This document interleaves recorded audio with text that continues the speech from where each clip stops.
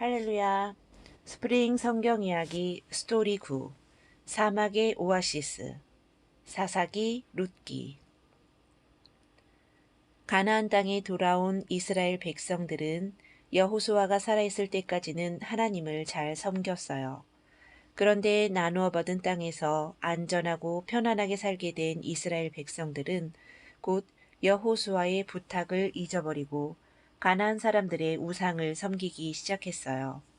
여호수아 이후 사무엘이 등장하기 전까지 약 350여 년간의 어두운 역사가 사사기에 기록되어 있어요.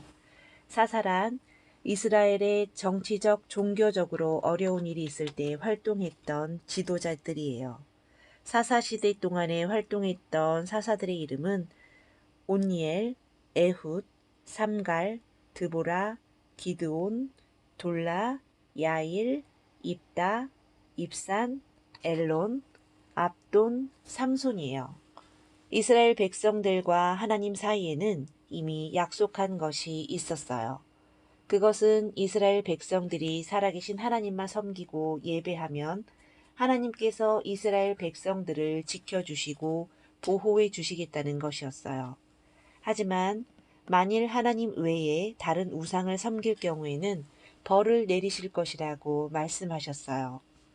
이스라엘 백성들이 가나안에 있는 온갖 우상들을 섬기자 하나님께서는 주변의 여러 나라들이 이스라엘을 공격하게 하셨어요. 그래서 블레셋과 미디안 등 주변의 많은 나라들로부터 끊임없이 침략을 당했어요.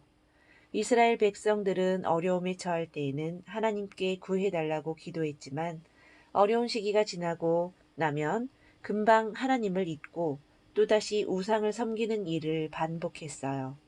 당시 이스라엘 백성들의 지도자라고 할 수 있는 사사들의 수준이 모세나 여호수아에 미치지 못했어요. 그렇게 가슴 답답한 사사 시대에도 그래도 사막의 오아시스와 같은 이야기가 하나 있는데 바로 나오미의 착한 며느리 룻 그리고 하나님의 말씀대로 살아가던 보아스 이야기예요.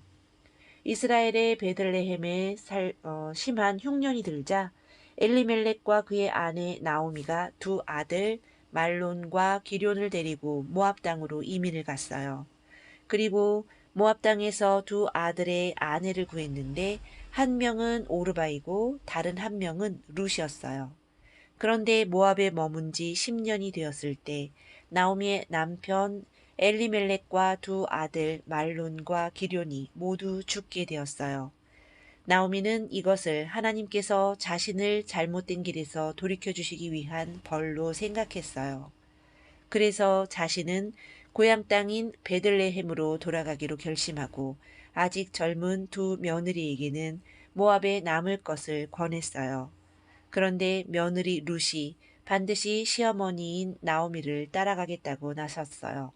그래서 나오미는 룻을 데리고 고향 베들레헴으로 돌아왔어요.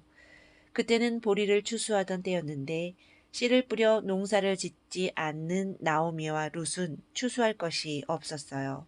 그러자 룻은 나이 드신 시어머니를 위해서 추수가 끝난 밭에 가서 떨어져 있는 이삭을 주워오겠다고 말했어요. 젊은 이방 여인 룻이 다른 사람의 밭에 가서 이삭을 주워오는 일은 쉬운 일이 아니었어요. 그런데 다행히도 룻이 곡식을 주우러 간 밭은 하나님을 잘 섬기는 보아스라는 사람의 밭이었어요. 보아스는 자기 밭에서 일하는 일꾼들에게 하나님께서 여러분들에게 복 주시기를 원합니다. 라고 인사하는 사람이었어요. 일꾼들도 주인 보아스에게 당신에게도 하나님께서 복 주시기를 원합니다. 라고 인사했어요. 이삭을 줍고 있던 룻을 발견한 보아스는 일꾼들에게 더 많은 이삭을 밭에 떨어뜨려 주라고 말했어요. 보아스는 레위기에서 말한 대로 이웃사랑을 실천하고 있었던 것이에요. 보아스는 나오미에게 있어 기업 물을 차였어요. 기업으로 받은 땅을 잃은 친족을 위해 대신 값을 치르고 기업을 되찾아주는 사람이라는 뜻이에요.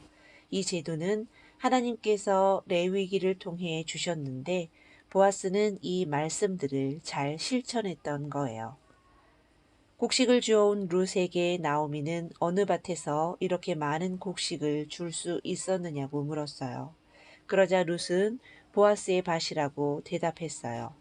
나오미는 보아스가 좋은 사람이라는 것과 하나님이 주신 율법에 따라 자신들을 도와줄 수 있는 사람이라는 것을 잘 알고 있었어요. 그래서 나오미는 보아스와 룻을 결혼시키고 싶었어요. 시어머니 나오미에 대한 룻의 효성을 안 보아스는 그 착한 마음에 큰 감명을 받았고 율법에 정해진 순서에 따라 룻과 결혼하게 되었어요. 보아스와 결혼한 룻은 아들 오벳을 낳아 나오미의 품에 양자로 안겨주었어요. 나오미는 10년 전에 모압으로 이민을 가면서 그 집안의 땅에 농사 지을 수 있는 권리를 다른 사람에게 팔았어요. 보아스는 이 권리를 다시 사서 나오미의 양자에게 줌으로써 나오미가 자신의 땅을 되찾아 농사 지을 수 있도록 해주었어요. 모든 사람들이 나오미에게 축하의 말을 전했어요. 보아스는 어떻게 레위기에서 말한 거룩을 실천했으며 하나님의 이름으로 인사하는 그런 멋진 삶을 살고 있었을까요? 잠깐 마태복음 1장 5절을 봐요. 살몬은 라합에게서 보아스를 낳고 보아스는 룻에게서 오벳을 낳고 오벳은 이새를 낳고 보아스의 어머니는 바로 여리고 성에서 정탐꾼을 숨겨주었던 라합이에요. 이스라엘 백성들에게 홍해를 건너게 하셨던 살아계신 하나님에 대해 듣고 하나님을 믿었던 라합은 살몬과 결혼하여 보아스를 낳았던 거예요. 여리고성이 하나님의 역사하심으로 무너졌던 것을 보았던 라합은 그 아들 보아스에게 하나님에 대해서 열심히 가르쳐 주었을 것이에요. 어머니로부터 믿음을 물려받은 보아스는 어두운 사사시대에도 밝게 빛나는 이야기의 주인공이 되었어요. 이 보아스로부터 중요한 족보가 시작돼요. 살몬은 보아스를 낳고 보아스는 오벳을 낳고 오벳은 이새를 낳고 이새는 다윗을 낳았다. 이후 이스라엘 왕이 된 다윗이 바로 이 보아스와 룻의 후손이었답니다. 샬롬.